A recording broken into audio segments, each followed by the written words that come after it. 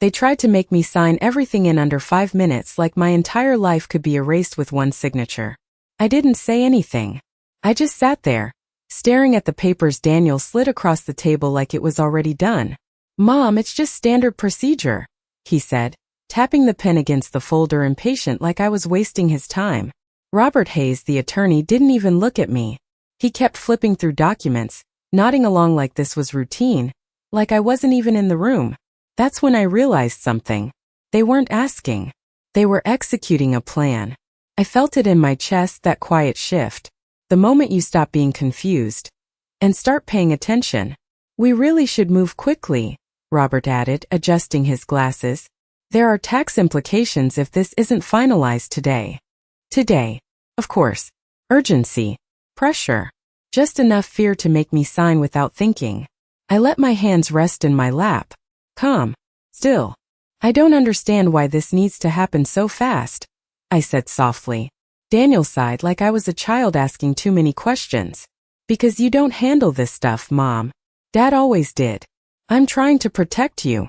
"Protect me?" I almost smiled. He leaned back in his chair, confident now. Too confident. "If you don't sign, things get complicated. Assets get tied up. You could lose money. A lot of it." I nodded slowly like I was processing, like I believed him. Big mistake. Because what he didn't know, what neither of them knew, was that I had already seen everything. The emails he thought I'd never find. The quiet transfers. The way he'd been positioning himself for months. I didn't react when I first discovered it. I didn't confront him. I didn't call anyone. I just listened, watched, waited, and then I made one phone call that changed everything. But sitting there, in that office, I let them think I was exactly who they needed me to be. Confused. Overwhelmed. Easy to control. Robert slid the final page toward me. "This is the authorization section," he said. "Once you sign here, your son will be able to manage everything on your behalf." Everything. Picked up the pen. My hand didn't shake. Not even a little. Daniel leaned forward, watching closely now. I could see it in his eyes. He thought he had already won. I lowered the pen to the paper and paused. Just long enough to make him nervous. Just long enough to remind myself how far this had gone. Then I signed. Clean. Simple. No hesitation. Daniel exhaled, almost a laugh. "Good," he said. "That's the right decision."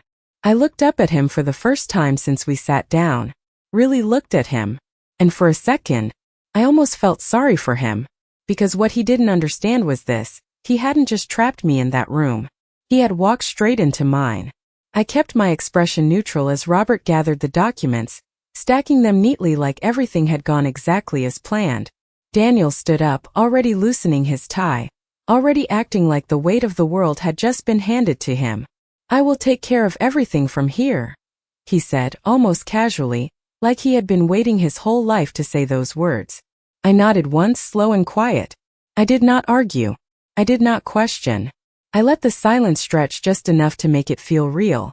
"You should get some rest," he added, softening his voice just a little, playing the role now. Concerned son. Responsible man. It almost would have been convincing if I had not already seen who he really was. Robert closed the folder with a firm snap. "We will file this immediately," he said. "Everything should be processed within a few business days." Few days.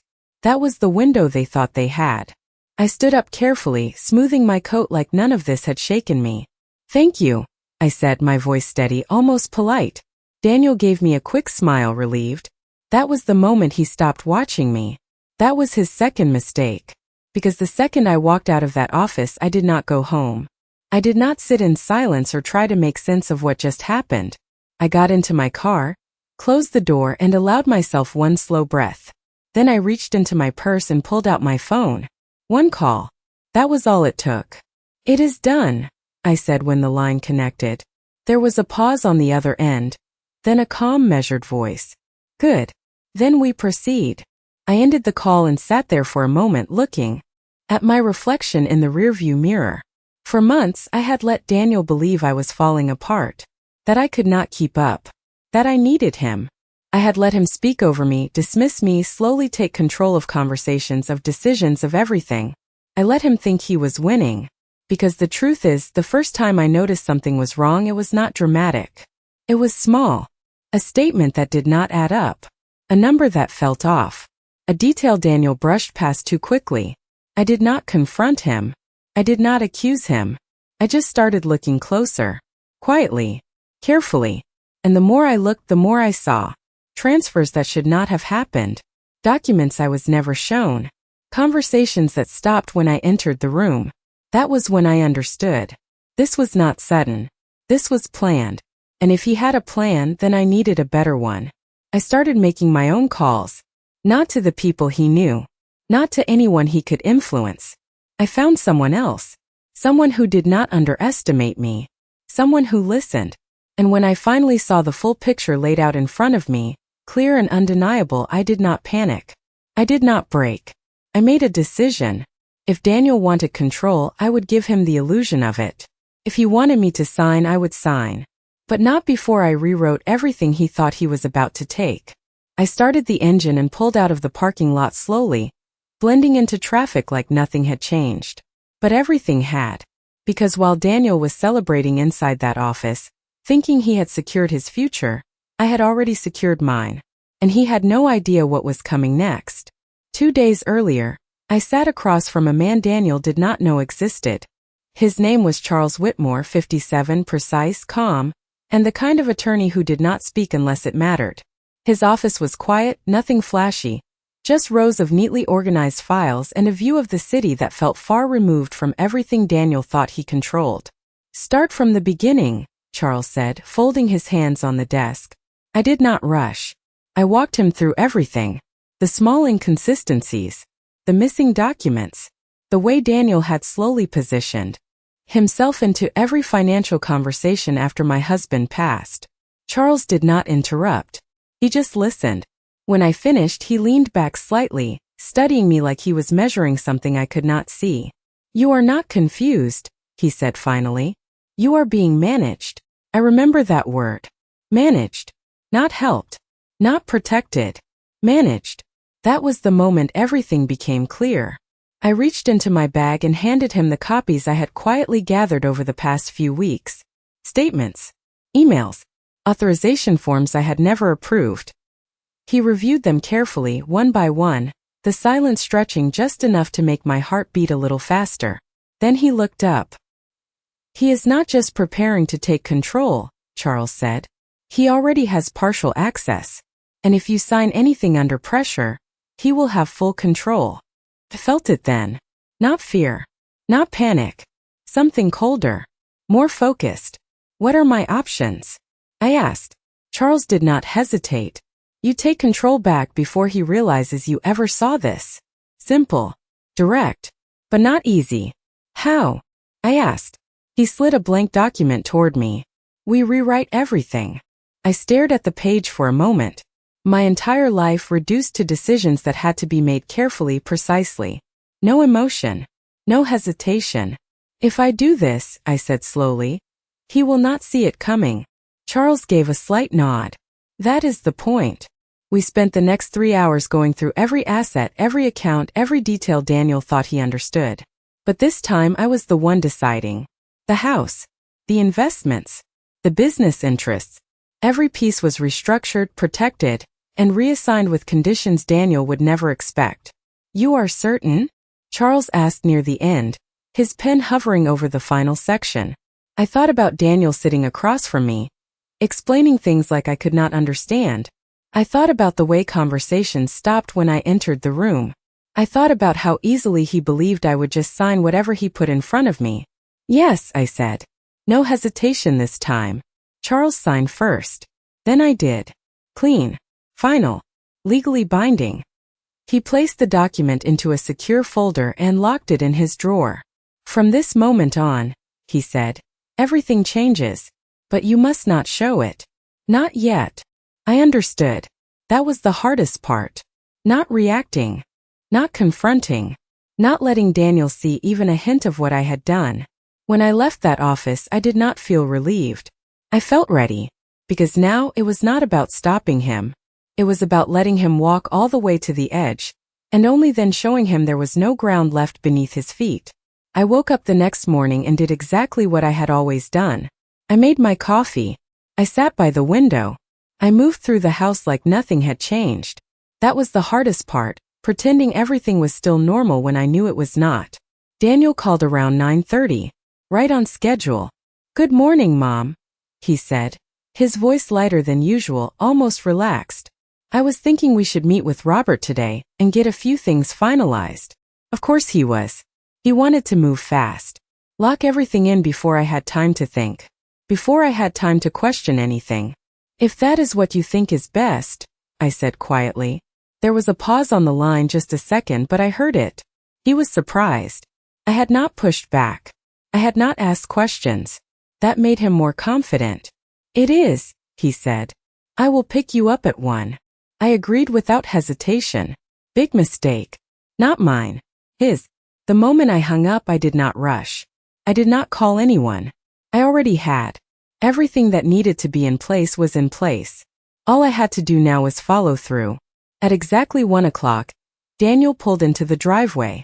He stepped out of the car, adjusting his jacket, carrying himself like someone who believed he was stepping into control of his future. I watched him for a moment through the window before opening the door. "You ready?" he asked, offering a quick smile. I nodded.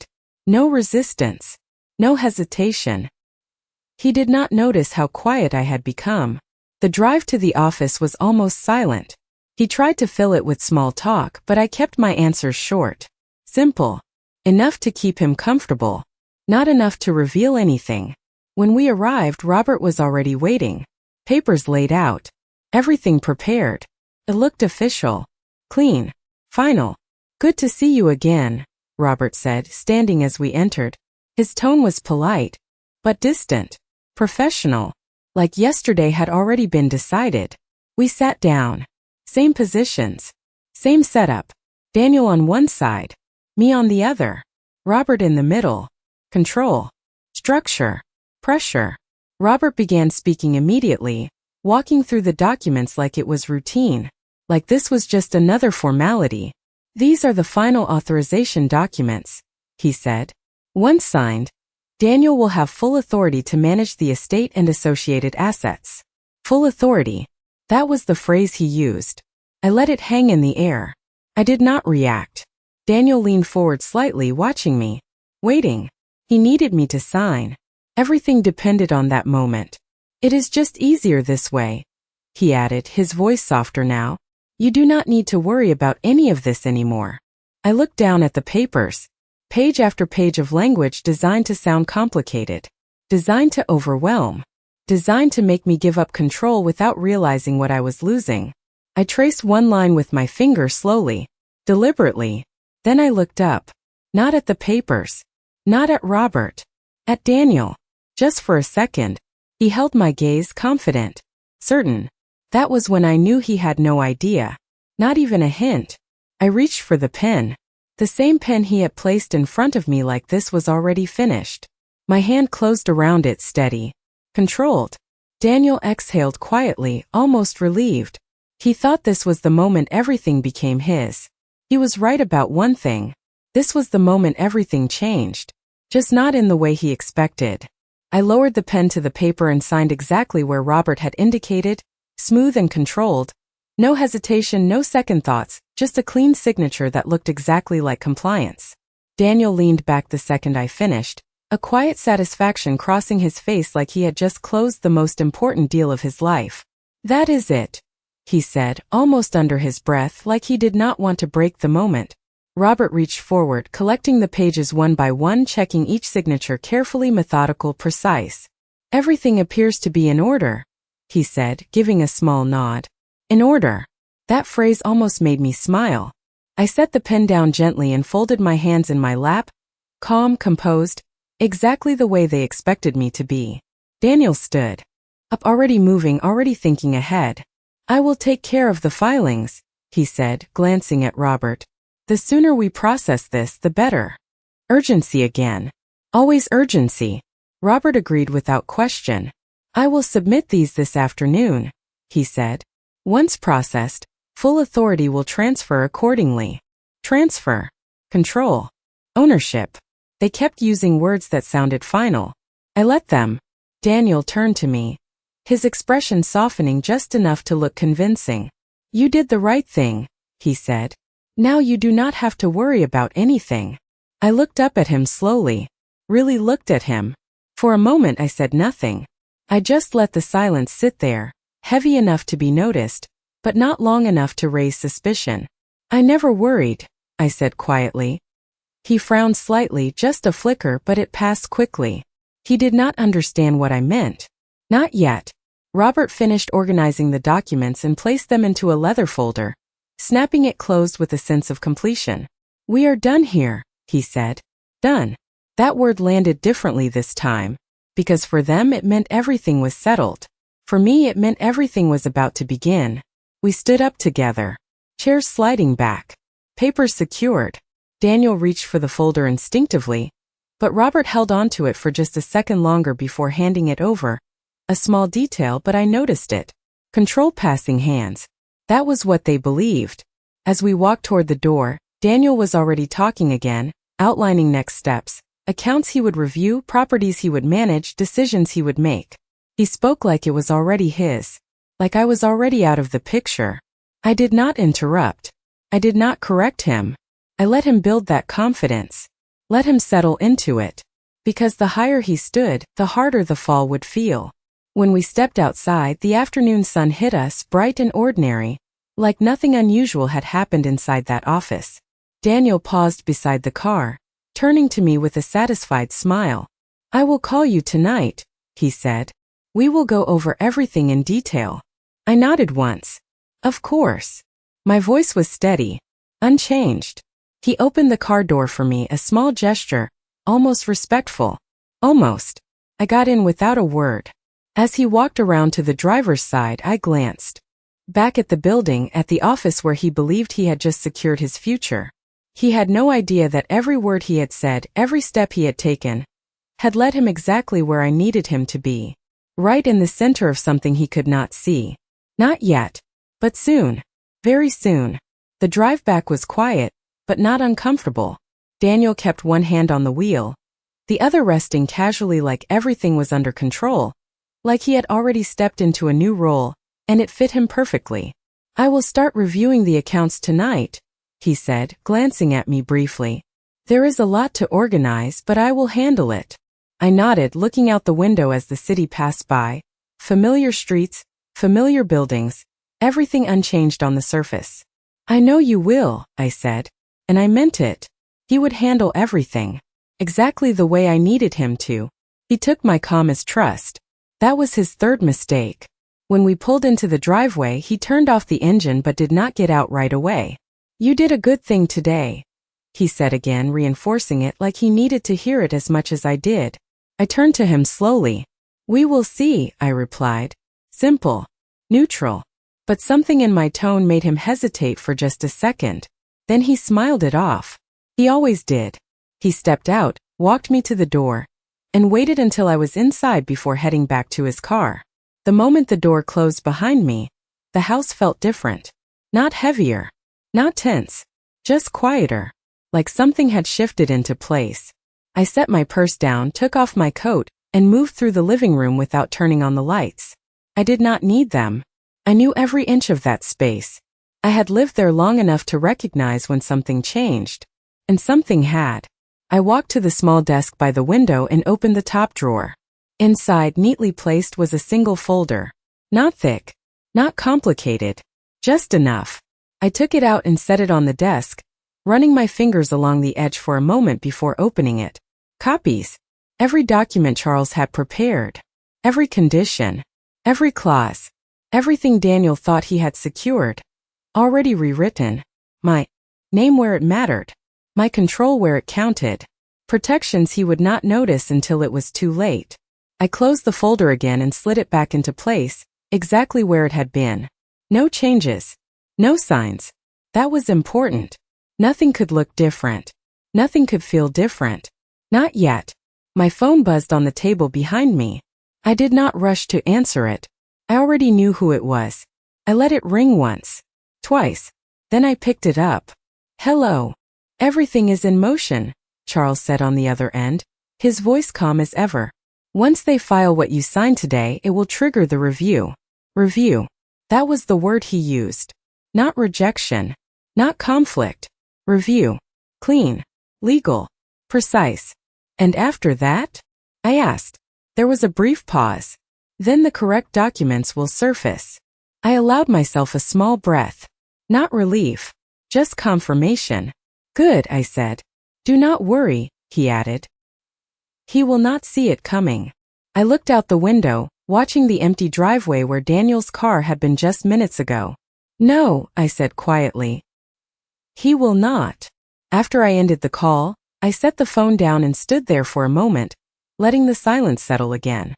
Somewhere across town, Daniel was probably already making plans, already stepping into what he believed was his new reality.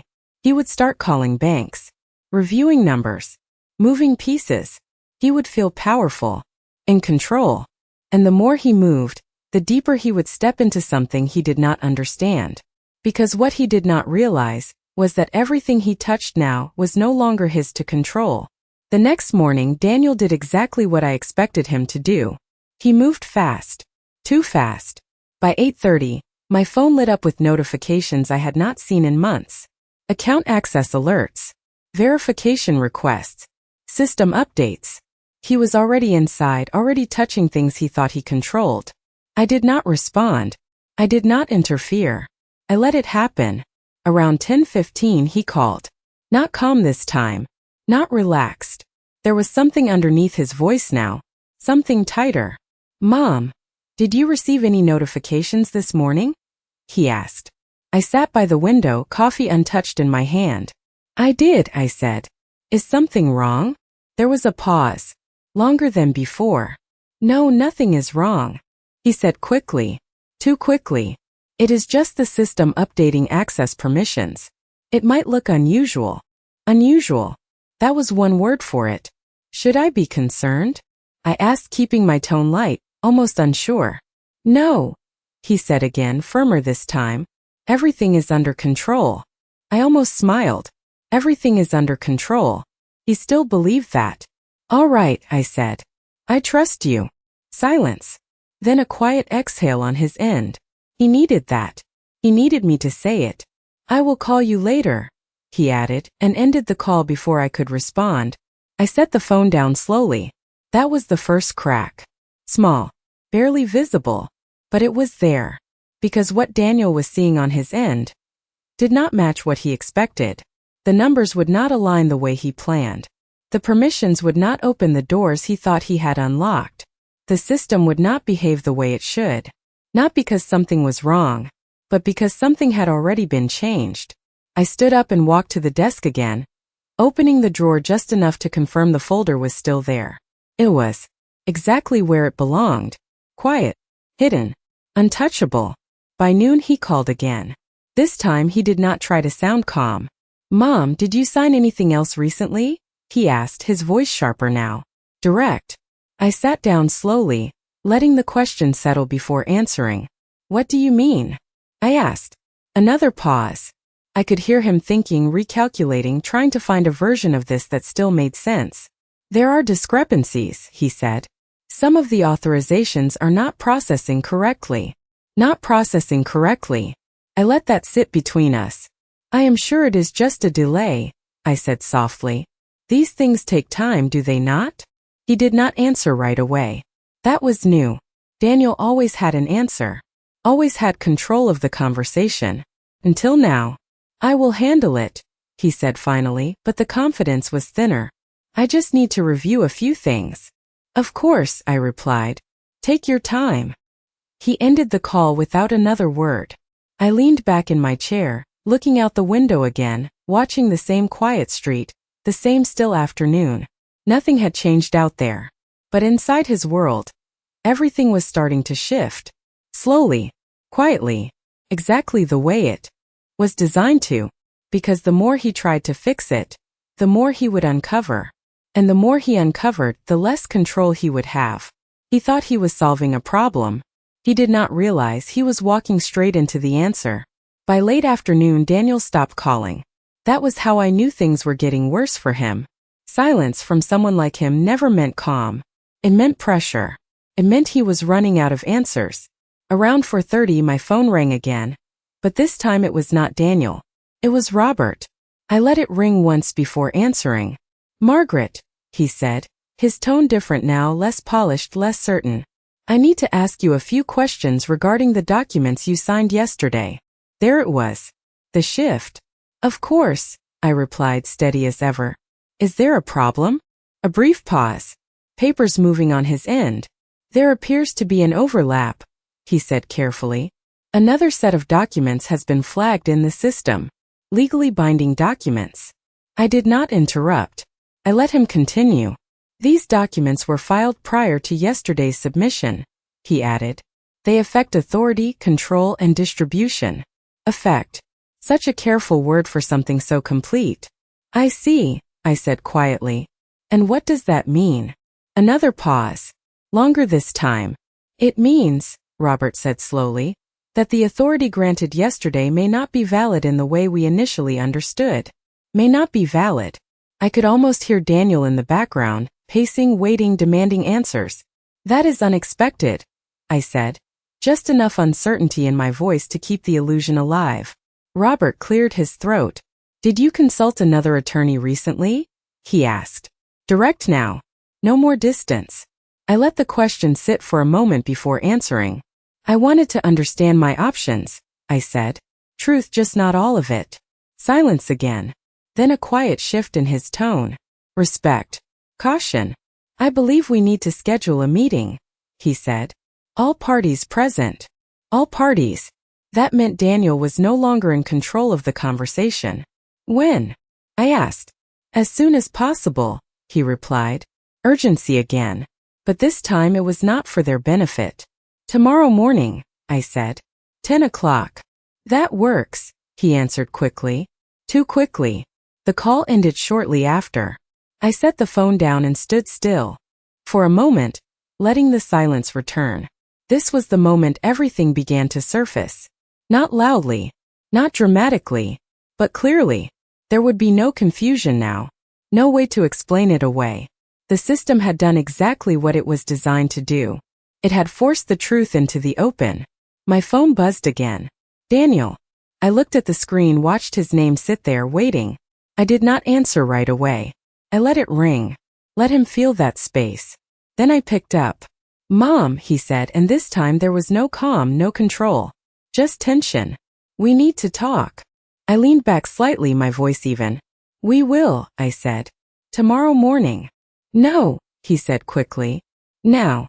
There is something wrong with the filings." Wrong. That word again. I almost smiled.